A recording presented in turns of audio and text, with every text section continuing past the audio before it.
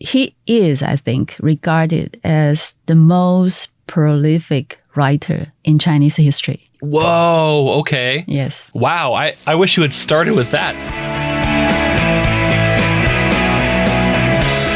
Hey there, and welcome to Taiwan Talk, where we share the stories of people living in Taiwan. I'm Trevor Tortomasi, and joining me in the studio today is Dr. Lin Li-Jiang, the National Palace Museum's Department Director of Painting, Calligraphy, Rare Books, and Historical Documents. That is awesome. Dr. Lin, welcome to the show. Hi, everyone.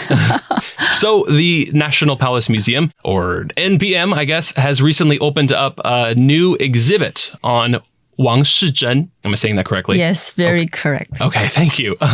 Who is Wang Shi-Zhen, and why is his work so important to Chinese history? Wang Shi-Zhen was a scholar living in the Ming Dynasty around 16th century.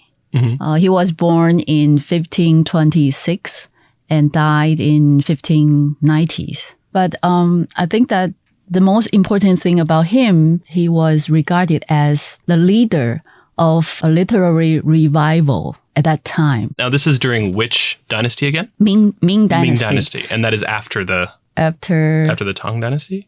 So we have Tang Dynasty, Song Dynasty, Yuan Dynasty, that's conquered by Mongol people, and then the Ming Dynasty, and then come to the Qing. Okay. Now, listeners will have to forgive me because I know that people learn this in elementary school or high school or wherever in Taiwan, but I did not learn this growing up, so I'm having trouble putting them all together. But yeah, don't worry about that. Okay. Even my student can understand. Okay. Sometimes they just lose control. There's a lot of dynasties. Yes. Okay, so in the 1500s, Wang Shi-Zhen is this key figure in mostly literature, you said. Literature, history, even collections. He was painting too, or he was mostly writing? He's a writer. He writes literary works like poetry and all kinds of lyrics, but he's also a historian. He is, I think, regarded as the most prolific writer in Chinese history. Whoa, okay. Yes. Wow, I wish you had started with that. That's a fascinating fact because there's so much history and so much well-preserved history too, which is something I think is so amazing, like that it goes back so far and you can still read all these kinds of things that people have been writing for thousands of years. That's the theme of our exhibition that we title it as 写尽繁华, that he wrote so many things about the world around him. I think when he was only maybe 30s, he wrote a book. He criticized all of the poetry, all of the poems in Chinese history. You cannot imagine how a person could read so many and have so many opinions on everything. Okay, so I'm not that smart. If I were to criticize something, I might say, this sucks. But what is his criticism like? Like this pointed, skilled literary criticism that is worthy of putting in a museum? Like what is something that he might have written? He liked to make a hierarchical order. He would say that who is the number one writer in Chinese history and who is really good at writing Tang poems. That's how he became famous, because he is not just criticized on the historical figures, he also criticized on the people around him. So people really try to get his attention. If they can be putting on his list, they will become famous. If you can get him to criticize you, then it might make you more famous. Yes. Okay, that's pretty cool. Thing. He was actually a real genius. Legend has it that he remembered everything he read. And I know some people like that. Not me, though. Not me either. He only have to sleep for a while, and then he become energetic again. Oh, man, I'm so jealous of people like that, too. Yeah, I think the successful people have that kind of characteristics, that kind of ability, don't have to sleep at all. Right. It's sort of a gift and a curse. But I imagine that because so much of his literary wit came from his really pointed view of the world, I imagine that sleeping less might awaken that kind of a worldview in him. Yeah, the book I talk about when he finished in his 30s, he said that just during the summer months, he has nothing to do. So he read books and begin to write on notes. And then later on, he just collect all those notes he written and then it become a book. So I really envy that. if I Man, could. I need to go back and organize my diary then. Right. I don't have to, my book's already written. So the title of our exhibition is about the writing he wrote and how he preserved the artistic movement at that time. It's really amazing. We will present to our audience about the legend between him and his rivals. Okay. If you're going to be famous, you need some rivals. Yes. Okay. Especially the first, the prologue is about how his father got killed by a very famous prime minister at that time, just because of one painting. In Chinese history, there's a very famous painting called 清明上河图 up to the river during the Qingming time. It's a very popular painting and people really like it. So it was created in the Song Dynasty around maybe 1000 years AD. And so when it comes to the 16th century, this painting already a legend. A lot of people want to have it. And this famous prime minister, he was so powerful and people try to bribe him with all kinds of artifacts. So he asked Wang Shi-Zhen's father to get this original for him, but he failed. So this prime minister killed him. Oh, wow. Because Wang of that. Shi-Zhen's father. Yes. Oh, man. Okay. So Wang Shi-Zhen was so furious. He really tried to avenge for that. So all his life, he create a lot of things. The goal for his life, part of it is to revenge for his father, something like that. So it's the beginning of the exhibition. It involved one famous painting, the 清明上河图, and also legend has it, Wang Shi-Zhen wrote an erotic novel to induce Yan Song, this prime minister, to read it. And while reading it, he might taste the poison put on the book. Oh, man. They had really creative ways of attacking each other back then. Yeah, if you ever see the movie, The Name of the Roses. The Name of the Roses. I haven't heard it. What is it in Chinese? 玫瑰的名字. It was created from a novel. So it's also about something that people read a book and got poisoned by it because they read it by using their... How to say? Is it like when they turn the page and they lick their fingertips in that? Yes, Okay. yeah, something like that. I'm going to be careful not to touch my books anymore. So this painting you were mentioning, is that painting still around? Is it at the NPM? It is still today in the Palace Museum in Beijing. But there are so many copies of that particular painting around the world. Probably hundreds of them. And then even in the Ming Dynasty, in the 16th century, southern China, there are so many copies of it. So when Yan Song tried to get one of them, it's easy for him to come across a forgery. Wow. I actually suddenly have questions about forgeries. When you're studying all these things that are at the National Palace Museum, do you ever come across something and realize that it's not the original or? Of course. Oh, man. Many of them. That is crazy. And then what do? I guess you keep it because it's still a piece of history, right? Yes, because the collection in the Palace Museum is actually an imperial collection accumulated by the Qing emperors. Their subject sometimes would give them what they can find. A lot of them are present. So usually the emperor will just take them instead of say, okay, that's forgery. Kill him or something like that. I mean, he'll just take whatever he can get because Yes. he's the emperor. He wants lots of stuff. Yeah. Okay. So there's a lot of forgery in the collections, but still we have the most famous paintings in our collection as well. Not all of them are forgeries, I have to say.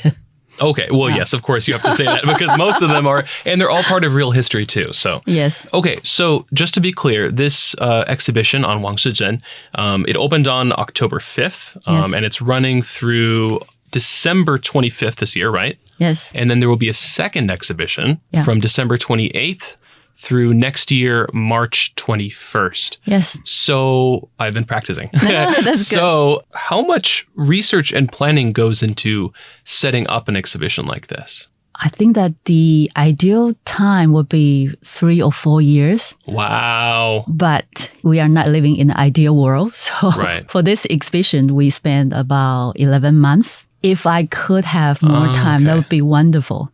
But for this exhibition, we got this mission last November. So the things we're trying to do is we organize a team, and we also ask people, those experts on the Ming culture, to give us some lessons. So at the first 2 months, we've been learning, researching, studying, and all that. Man. So putting all this together in 11 months, most of the things in the exhibition, already the museum has those things. Yes. And you're just kind of you're putting them in one more specific place. Yes, something like that. Do you ever have to go somewhere else in the world, maybe China or elsewhere, to get something and bring it to the exhibition? Yeah, if I could do that, if I have more time, I really would like to do that, because Wang Shi-Zhen also collected a lot of paintings that are not housed in our collection at all. They are all over the world. Some of them are in Shanghai, in Beijing, and even in Washington, D.C. Oh, wow. Yeah. So it's really amazing how much or how many works he has been collected and commented on. So when I try to research on him, it's really like mission impossible, but I get to learn a lot through the whole process. And how many, you've organized many other exhibitions as well? No, this is the second one. I'm a teacher still, a teacher in National Taiwan Normal University, and I took on this job just last year. So this is the first exhibition I'm really in charge of. That's awesome. So going into talking about the National Palace Museum itself, the museum has hundreds of thousands of artifacts and artworks. Obviously, they can't all be displayed at once. I even read on the National Palace Museum's website that it might take a lifetime to see all of them or to truly appreciate all of them. But around how many are there in total? It's about 700,000 pieces of artifacts in total. Wow. And then which things in the museum are the oldest? We actually have Neolithic object, jade, carved jade, that is maybe 4,000 years ago or 5,000 years ago, been made and still preserved in the imperial collection. When Qianlong have it, he probably didn't know how old that is, so he put on his poems. He have someone to carve his poem on the jade tablet. So you get to see the old combined with the new. Right, yeah. And can you, for example, read maybe a poem or a few lines written by someone and kind of feel maybe at what point in history this was written? Like if you were to see maybe a few sentences in the ancient Chinese script and read them, would you be able to think to yourself, this sounds like it was written at this time? How do you go about dating something? If it's poems, I'm not that confident to say. But if it's a painting, I probably can tell you. Oh, wow. Okay. Yeah. So how have these paintings' styles changed over time throughout Chinese history? According to Wang Shi-Zhen, he noticed the Chinese landscape painting gone through 5 different kind of transitional periods. So he put the Tang Dynasty at the beginning. He said that the landscape painting was formed in Tang Dynasty and then go to the 5th Dynasty, Song Dynasty, and Yuan Dynasty. And so he really looked at the different kind of stylistic changes and put them into the historical framework because he's a historian. So when he think about the problems, he always think it in a historical structure. I think that one of the very unique way of describing Chinese painting is the landscape painting. And that all come from, evolved from the Tang Dynasty all the way till modern time. And for Chinese people, especially for the scholar painters, they believe that the landscape painting can represent what they think, the inner image of their mind. What kinds of changes have you seen in these painting styles over hundreds and hundreds of years? Do you see the skills getting better, maybe more detail, or do you see different colors used, or what helps you to date a painting if you look at something? So during the Tang Dynasty, they use a lot of colors. We don't have much survived till today. Recently, they have a lot of archaeological finds, and then they use very thick pigment, very colorful. And when it comes to the Song Dynasty, everything changed. People focusing on imitate the nature. It would be a very paradox to think that when people try to imitate nature, they should use bright color because the world have a lot of colors. But in the Song Dynasty, they use ink, only black and white, to imitate the nature, and still they can capture the essence of, seasonal changing, and they can illustrate a specific time during a day, like in the morning or at noon and even in the afternoon. The Song people are really into the realistic representation of the environment around them. So when I look at paintings, if they are really realistic, usually they are Song Dynasty artworks. But when you come to later time, especially Yuan or Ming or Qing, they are more emphasized on the brushwork of some particular painters. So at that time, realistic is not important. The very personal way of expression is the most important thing. So usually in the Yuan dynasty or the Ming dynasty, they are not really into the realistic way of describing the landscape anymore. You get to see a very interesting brushwork. They try to express themselves through the brushes. I don't know whether that makes sense. That makes sense. Which periods in Chinese history showed the greatest leaps forward in art, do you think? I think that really depends on how you look at them. In terms of techniques, maybe the Qing dynasty. Because at that time, there are so many different kind of pigment imported into China. And also some scientific perspective has been employed in their paintings. But if you look at the essence of the nature of the painting being recreated, I would say the Song Dynasty probably will be the most drastic change, breakthrough from the previous time. And when people find these paintings, what kinds of places are people discovering them? When they, in China, when they try to construct new buildings, they dig up something, and then a lot of time they will dig up a 5 dynasty or even the Shang dynasty, Zhou dynasty. Because so a lot of discovery are actually a rescued one because of the new construction. And how are these things preserved? I imagine that when someone finds an old painting, it doesn't look like how it looks now in a museum. You have to maybe work on restoring colors, or what's that process like? Have you been a part of that process before? Or? No, I've been reading it on books. Oh, okay, that's fair. But because we have to, like the painting house in our collection are mostly handed down.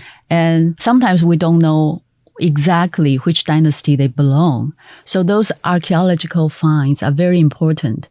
They form a framework for us to compare, and then we will understand in what position our collection will be. And so the archaeological finds are very important. And recently, there are so many of them. In China, they really put up a lot of effort to preserve those mural paintings. And sometimes they even construct a whole museum, like the Qing Terracotta Army. They just constructed a big roof on the side of it. Are there some artifacts in the National Palace Museum, or even in this exhibit, whose origins or meaning we still don't completely understand? Yeah, so many of them. So many of them, okay. And also, for example, 明皇幸蜀图, a painting depicted the Tang Emperor fled because of the rebellion of the other tribe. Usually, we don't even know exactly whether it's a Tang product or not. The one house in our collection is supposed to be a copy done by the Song people. And so the exact meaning or the exact production of that still a mystery to us. But somehow we put it into our exhibition because Wang Shi-Zhen talked about how the painting style changed from Tang to Song. So it's very proper for us to put this painting in this position to illustrate the Tang style. But for the painting itself, it still remains a lot of questions to be worked on. Okay, yeah. I mean, a lot of the time I feel like maybe you have to just put up something that you know is very interesting, but then also go like, we think this is probably what this means, but part of it has been lost to history. Which artifact or piece of art would you choose to share with the world if you could share only one? It's kind of like, do you have a favorite? Maybe you have a favorite quote. So how much time do I have? Okay, you have a lot. You can pick a few favorites. I think one very interesting phenomenon is that at that time, there are so many frustrated scholars. They couldn't really pass the examination to serve in the government. So they devoted their effort, energy onto art. A lot of them can paint. A lot of them will create dramas. So there comes a very important genre called literati paintings. And usually that kind of paintings combine painting with poetic artworks, or they will just write the poem on the artwork? Yes. Okay. And sometimes they just documented why they painted such a painting. And it will be a very personal records or the personal expression about their life or the literary gathering among their friends. So I think that it stands out in the art world, around the world, the Chinese literati paintings. And that kind of genre also influenced Korea or maybe Japan in the East Asia world. And what do you call that in Chinese? The literati paintings? 文人画. So one of my favorites would be Wen Zhengming's snow landscape painting. That painting is really long. It's probably more than 8 meters long, Whoa. Something like that. And it's all about the snowscape. And in that whole painting, you get to see the very complicated mountain. You know, the Chinese landscape painting, usually one of the things is how to construct the mountain with the river. Usually you have to imagine you are one of the passenger on the paintings. And then you will enjoy the journey all the way through the painting. And that particular painting, there's a traveler with his horse appear 4 or 5 times. Oh, that's awesome. Yeah. And also it's so long that to experience the whole painting, you have to like walk along it. So you're already moving to look at it. So usually that's the passage of time and space. Yeah. Yeah. 3rd and 4th dimensions for that painting. Yes. Okay. Yeah. So I remember that painting has been remade into a Christmas card. Oh, really? Yes. That's a big Christmas card. No, they make it into a small card. They craft a section of it. And then this guy on the horse become the Santa. I think that's a very interesting way to remake it. Yeah, a little bit of Western influence on that painting, but that's pretty funny. Is there anything else that you'd like to say to the people of Taiwan? Something about art, something that you've learned along the way about studying all this history? I think it's really lucky for me that I can study those beautiful things, those artworks. I would hope that everyone in Taiwan can also enjoy watching them, appreciate those artworks, and really feel fortunate we still have these great cultural relics around us. Yes. Okay, that's awesome. Well, if you're interested in all this stuff, Wang Shi-Zhen and his thoughts on art, and also just all kinds of art and poetry from these times in Chinese history, go check out the Wang Shi-Zhen exhibition at the National Palace Museum, running until December 25th this year, and the next exhibition from December 28th through March 21st of next year.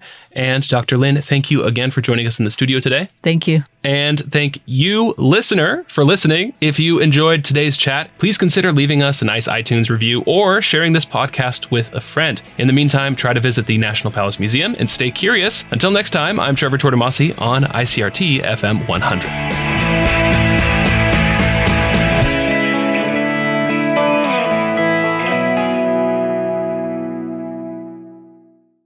If you'd like to hear more from ICRT, you can check out our other podcasts. We've got Taiwan This Week, a roundup of the news in Taiwan every Friday, English in the News for useful English expressions explained in Chinese, and EZ News, spelled with the letters E and Z, for simplified daily news. For some lighter news in both English and Chinese, check out News Bites and News for Kids. And if you enjoy them, tell a friend. Thanks for listening.